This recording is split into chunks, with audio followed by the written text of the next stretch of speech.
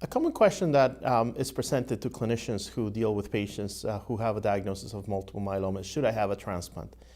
And I will declare myself a believer in stem cell transplant. In 2017, for a patient who's otherwise a suitable candidate, one should consider, discuss, and I would venture out to say, try to persuade the person to go through the stem cell transplant. Now, there are some reasons, personal comorbidities or otherwise, that may preclude a person going from through a stem cell transplant. But everything else being equal, most of my patients and our patients, we try to go through the process of induction and stem cell transplant. It is not a must-have, but it can add a significant time of disease control to a patient's life. And in fact, one of the reasons we do transplant is that there's some very long-term outcome studies that have been done looking at survivorship post-stem cell transplant. There's one in particular from 2011 that looked at 20 years of follow-up post-stem cell transplant. And that's where they found out that of patients who were in a complete response, measured by old ways, about 30% of them remain without progression at 20 years.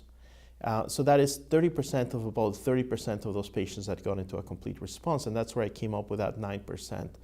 Now, with better induction therapy, maybe we'll push that upwards, and that's where I think maybe we could cure 10 to 20% of patients, maybe even more. But for the average patient, transplant should be considered. Now, in the United States, we push the envelope, so I wouldn't say that 65 is the boundary. A lot of patients that are in their 70s, sometimes even late 70s, although they have to be very fit, could be considered for stem cell transplant. The goal of treatment for newly diagnosed patients is to get the best outcome for the patient that you're seeing. And there are clearly different tools that you can achieve to get to that aim. So seeing the patient as a human and adjusting the treatment for that patient becomes critical.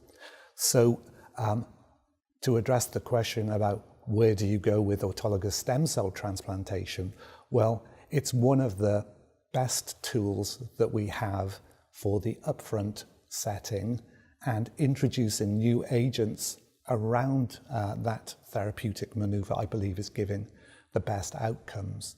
And the last 1 to 2 years have seen a number of comparisons that have shown that if you compare novel agents as they were at that time with stem cell transplant, that the time free of disease is much better with the transplant.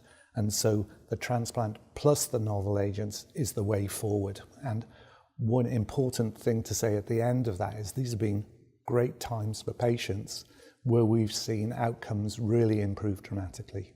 Allogeneic transplantation for myeloma is one of those enigmatic type of treatments. Some people believe, others don't.